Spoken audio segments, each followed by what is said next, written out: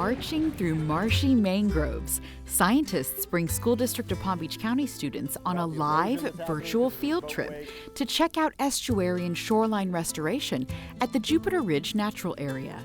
What I like the most about the field trip is the environment and the ecosystem of the actual land. We'll obviously be talking about tidal influence. I love that there were mangrove trees, and it was a really beautiful place with a lot of fascinating creatures. This is so cool today, what we found.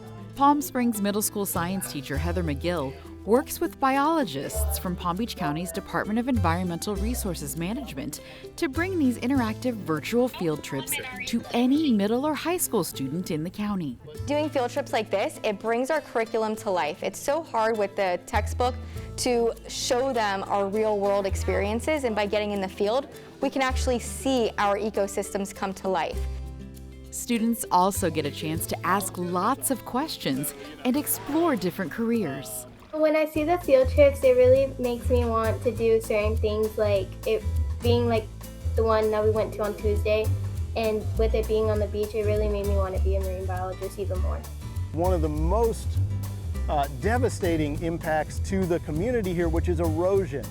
Using technology to bring the outdoors indoors gives students a better understanding of how humans impact nature.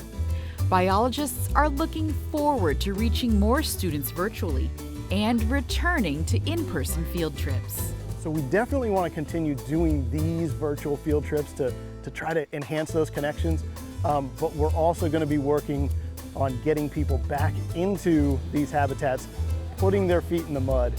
For now, these virtual environmental field trips happen once a month to educate, inspire, and enable students to appreciate their textbook lessons and the rich environment in their own backyards.